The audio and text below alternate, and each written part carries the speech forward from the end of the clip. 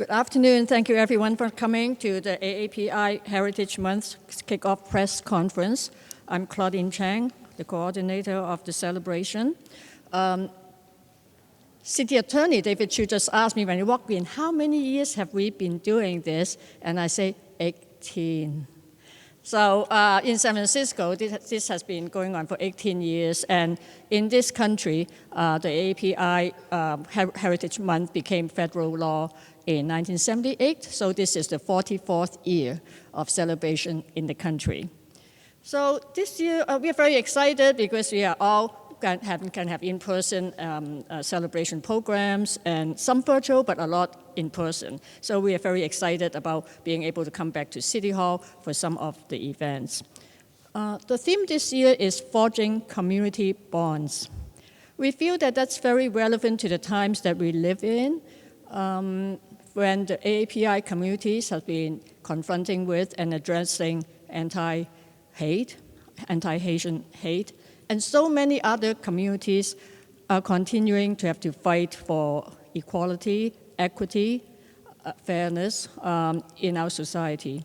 We really see that the AAPI month not only as an opportunity that we promote the awareness of AAPI history, culture, and traditions.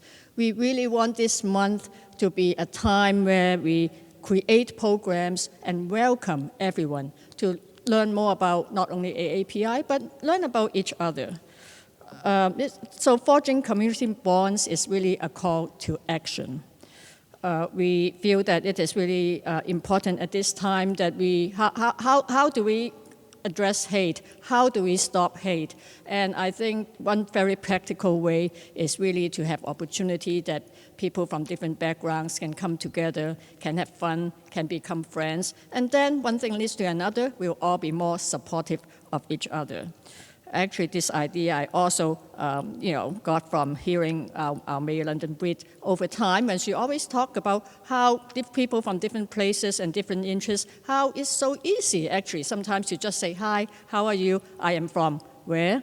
And and start a conversation, get to know each other. So we hope that this is what this coming month is all about, and so many of our partnering organizations are offering programs just for that purpose.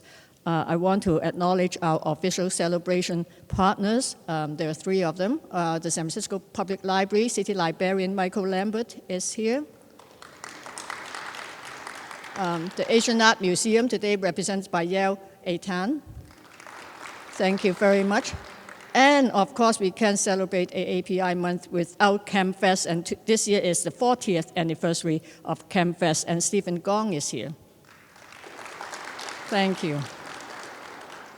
So we are very excited because this year, in addition to the programs that we have in San Francisco, our committee has also been invited to be part of a National Day of Solidarity, a National Day of Celebration, and that is on May 14th. I want to thank the API Cultural Center for organizing their festival, and which is part of a program that is happening throughout the country in 22 some cities.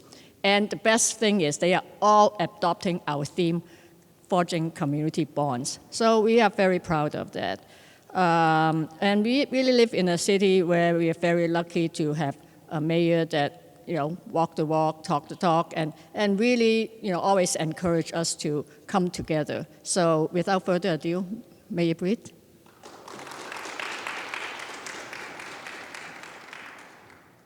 All right, let's liven this event up a little bit. Are we excited or what that this is finally the return of in-person events for APA Heritage Month? So when you think about what happened last year, even though we started to somewhat reopen, CAMFest had to do things virtually. The library was open, but there was a limitation in terms of the number of people that were able to attend some of those events. We actually held this press conference outside of the Asian Art Museum last year, and it was windy. But here we are, back in City Hall, and I want to also mention, and I know they're going to be speaking later, our City Attorney David Chu and our City Administrator Carmen Chu are both here today, and I appreciate their work and their partnership in our Asian community in San Francisco, because the truth is this is exciting, but we know there have been some real challenges during this pandemic that has forced us, I think, to take a hard look at some of the challenges of our history and to have honest discussions about a lot of the discrimination that not just took place during the pandemic against our API community, but when you think about it, 140 years ago, this is the anniversary of the Chinese Exclusionary Act. And what happened during that time, 80 years ago, this country placed those of Japanese descent into internment camps. And just thinking about this history makes me want to do more in order to bridge those gaps, in order to change some of those challenges that we unfortunately have seen many people in our API community experience over the course of this pandemic. Just this past week, I was at the Chinese Cultural Center for the opening of the Bruce Lee exhibit. And you know what was so extraordinary about that experience is it was a relationship between the Chinese Cultural Center and the African American Art and Culture Complex. And they worked together to provide insight into this legendary martial artist, from my perspective, revolutionary artist of his time, who was about building bridges, who faced significant discrimination in Hollywood, who faced discrimination against even his own people when he tried to open up the doors to martial arts and teach it to people that were not of Asian descent. And we know that he stepped out on faith. He tried to build bridges.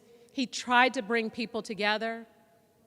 And I gotta tell you, it was so fitting that this exhibit came about at this time as we start to reopen, as we start to have these conversations and these celebrations, because this APA Heritage Month, as we celebrate, when we think about what Claudine has done and the folks who are all here, trying to make sure that the programming and everything that is done during APA Heritage Month is not just an opportunity to share the stories of our Asian community, but to also build bridges, to build relationships, to continue to come together, to tell and share our stories and our life experiences, and to learn about one another.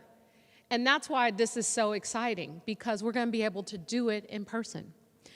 So there'll be a number of great events, and CamFest, I think, is opening this week. Next week, whew, that's coming up fast. They're opening up at the Castro Theater, so red carpet and all. It'll be a great event, and I'm looking forward to that. And also something new. Neon Was Never Brighter Festival, organized by the Chinese Media and Arts Collaborative. And I know there are a lot of various arts organizations that are working together. There have been a lot of resources in the past budgets to provide support, not only to address safety and some of the challenges that we know existed, but also to enhance and uplift the community so that these events are possible. So we appreciate the numerous number of sponsors. We appreciate the support from the city, but more importantly, we appreciate the community and the leaders of the community who work tirelessly to make these great events happen, not just during APA Heritage Month, but year-round. For the folks here in San Francisco, there are going to be some great films, but I got to tell you, that Bruce Lee exhibit is impressive. You don't want to miss it, along with so many of the other activities that are going to be happening both indoor and outdoor to celebrate APA Heritage Month during the month of May in San Francisco. And so I'm looking forward to participating in many of those events, and thank you all so much for joining us here today.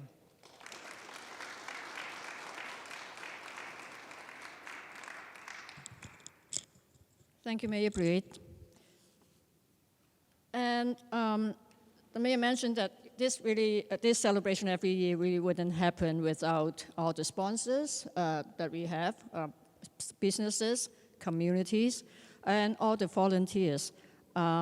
the mayor also mentioned that throughout the month, there are many events, and the celebration guide you can find from our website, apasf.org, or to be in with the time, if you take a picture of the QR code, I was told that it will show up.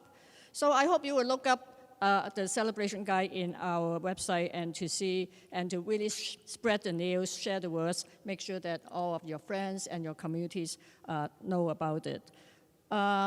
Next, I think is the reason also why we are here is to announce every year the APA, the recipients of the APA Heritage Awards. City Administrator Carmen Chu.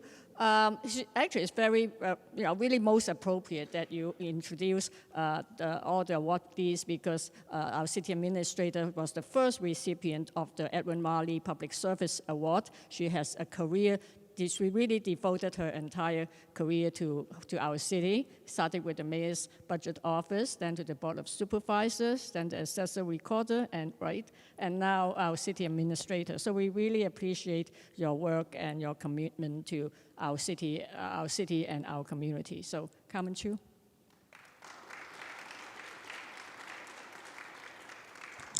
Hello, everybody, and welcome to San Francisco City Hall. My name is Carmen Chu, San Francisco City Administrator, and I'm so happy to be here to kick off this wonderful event.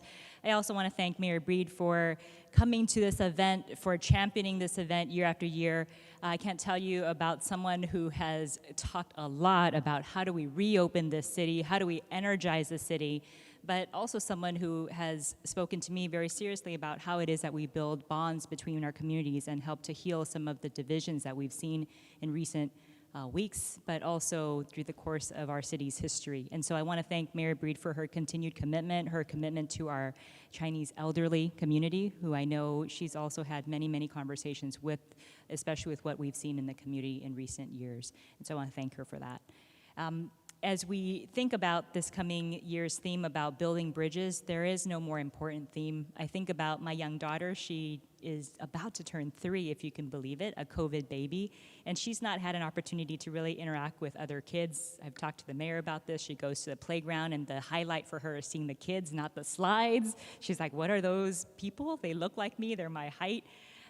But what I really hope one day is that she gets to come out to the city and join me and see the amazing history that is part of her history too, right? All the people that have built our San Francisco Asian American community and in the Bay Area, the history that we've contributed to this country and how we've helped to build this wonderful country that we all live in. And I hope that she feels proud and recognizes how she's part of that, and that she feels proud of her identity, and that she feels that she can contribute and be anything that she can be. And so for us to be able to celebrate events like this that recognize that history, that storytelling, our common struggles, and some of the amazing work that these recipients have contributed is really an amazing thing. So I'm really glad to be part of this.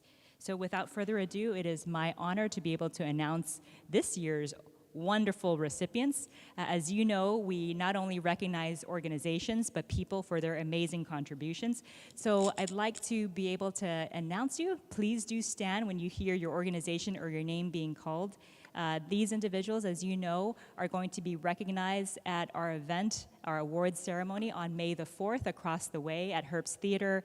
Just so you know, we're going to be lighting City Hall this coming Saturday in recognition of the launch of APA Heritage Month. So I hope you'll drive by, come by City Hall, see the beautiful building, take an Instagram photo, put it up, and be proud of the month that we're celebrating. We're also going to be lighting up City Hall on May 4th in honor of that award ceremony as well. So with that, what is the hashtag? What's the hashtag for APA Heritage Month? Oh, sorry, we're not with it there. APA Heritage Month, how about that? Thank you, Claudine. So with that, please stand when you hear your name or organization. APA, the Asian Pacific Islander Cultural Center, celebrating 25 years. Kearney Street Workshop, celebrating 50 years. Now, for folks who don't know, when we have part of our ceremony on the 4th, they're going to be able to speak more about all of the work that they've done. So we'll be highlighting more of them, and they'll have an opportunity to speak. three recipients or individuals who will be receiving this Inspirational Achievement Award. Robert Honda, please stand. As you know, Robert is someone who we are familiar seeing on NBC. He's someone who brings a face to the Asian Pacific American community, especially at a time where we don't see so many faces on television or in our arts representatives. So I want to thank you, Robert, for the example that you have set for helping to highlight APA heritage stories as well. Rudy Soriano, please stand.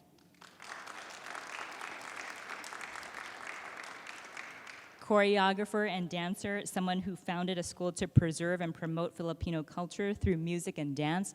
Thank you for helping to connect people and for helping to promote our Filipino community heritage through that expression. And then, of course, someone who has a really close connection to me in the sense that I love food, and food connects community. Martin Yan, please stand.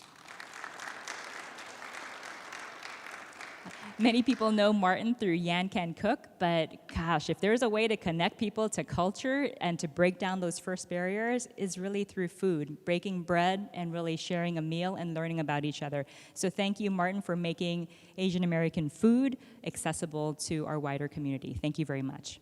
And with that, I'm going to turn it back over to Claudine.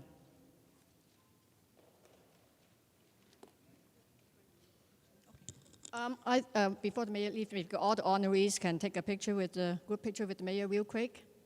The honorees, David.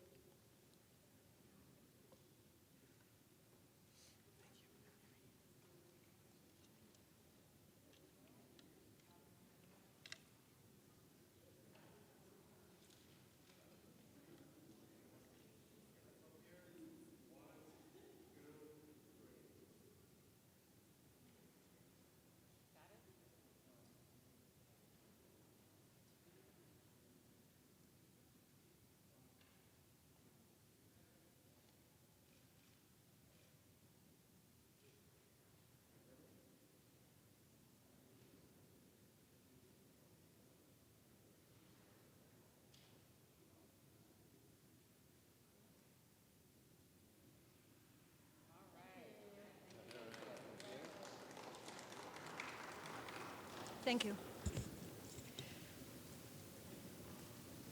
I also like to take this opportunity to acknowledge some of our sponsors here. We really appreciate your support. And for our major sponsors, I know that representing our heritage patron level, representing Cruise, I know Judy Lee is here. Thank you. Unfortunately, a lot of them are hard at work, so they cannot make it here.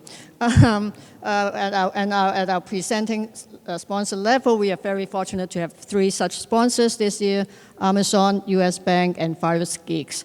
So we want to really appreciate your support and your belief in what we are doing. And next, I would like to invite our friend City Attorney David Chu to give his remarks. David was my favorite supervisor in District 3. And of course, Dan represents me and many others in the State Assembly. And we are so, so happy that you are now back in San Francisco as our City Attorney. David? Thank you, Claudine. Let me just first start by thanking Claudine, because 18 years ago, when she was 6 years old, she came up with this idea to pull this celebration together, and it has been just an amazing, amazing time for us to come together as a community. So can we give her a hand, please? So I don't know about you, but I love the month of May. May is amazing, not just because it's spring, the summer is coming, but we have a chance to come together as community and really celebrate our diversity and celebrate our history and celebrate where we have come. I was listening to my good friend Carmen Chu talk about her experiences, and I have to tell you, Carmen, I was thinking about the moment when you and I first met, which was about 15 years ago, and this was before either of us had ever been elected to office. And the thought that either of us would be in the positions that we are in today, really because of the work and the partnership with so many of you, I am just so grateful. And I'm really, I know the mayor had to head back to her very busy work in room 200, but I just want to thank her for her leadership and her support. If she were here, I would say the following: she celebrates with our community, she parties with our community, And she has been fighting for our community during this very, very difficult time. Our community has come a long way. We're in a city hall where Asian Americans were not accepted 100+ years ago. And we are all in places today where that is not the case, again, because of the leadership of so many of you. I want to congratulate our honorees today. Because of you, you make our community proud. Robert, thank you for telling our stories on television. Rudy, I want to thank you for your art. And Martin, I want to thank you for making us hungry every time we turn on the television. And in addition to that, I know with the AAPI Cultural Center and Kearney Street Workshop, these are organizations that for decades have been showing our images, showing our stories, and it's just amazing. Part of my role today is to help thank the folks who are helping to sponsor this organization and this set of events that we're going to have in the coming weeks. And I know Claudine mentioned them, but maybe I'll just take the moment. Are either Heather Kenser here? Heather. Senior Vice President from U.S. Bank, I'll ask you to come on up if you can. And Frank Lee, the CEO of Virus Geeks. Is he here? Ah, okay, so you're going to represent all the corporate sponsors. No pressure, but thank you for being our honorary Asian today and sponsoring this, and really, truly, on behalf of this organization, on behalf of the celebration, on behalf of San Francisco, thank you very much.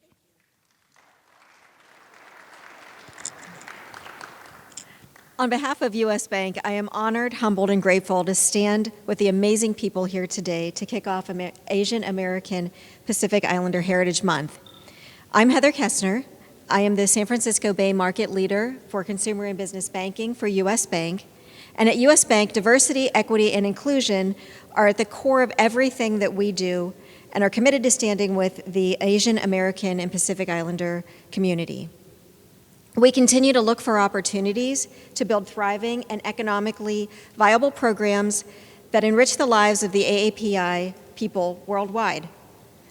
And last year, we committed a 5-year donation to the Ascend Impact Fund, which focuses on raising awareness and the excuse me, and helping to make sure that we are expanding our advocacy, our allyship, our education, and our community engagement to create sustainable change.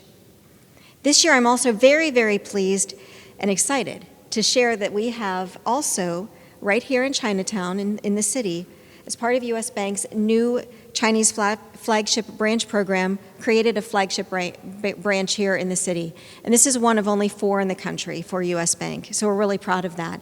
We have our grand opening in May as well, so we would love to have people join us at that. This program does include branch locations that are staffed with employees who speak both English and Chinese languages. It helps to feature some of our renewed designs, and it really does pay tribute to the Chinese culture that are located in the communities where we have a large population of Chinese people living. I really want to say thank you all for being here today for this and for standing with us to say Happy Asian American and Pacific Islander Month. Thank you.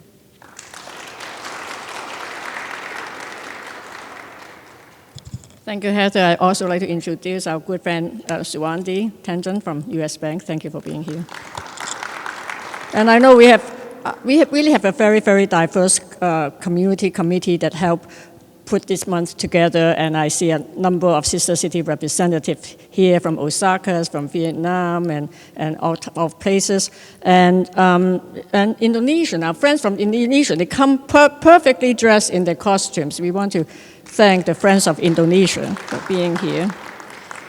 And we miss if I do not thank, we do have not a complicated structure, but our planning organization is really filled with all good volunteers. And at the head of it, we have 3 celebration co-chairs, and 2 of them, unfortunately, is tied up with work, Thomas Lee and El Perez, but Grace Horikiri is here. We want to thank Grace so much. We call her the Amazing Grace. And I know that for our event this year, we have hundreds of volunteers on May 4th at our AAPI Heritage Awards and reception event. And I want to thank Courtney Ellington and her team for Courtney, our new volunteer coordinator. Thank you. And really, there's a lot of people to thank. It's really a great community effort, and we are very excited because the community is very diverse. And as you can see from the program, if you go to our website and see the array of programs, you can see what is being offered. There is something for every age and something for every interest. So at this time, I'd like to bring up the chair of the AAPI Heritage Foundation, J.J. Lara, to give some closing remarks.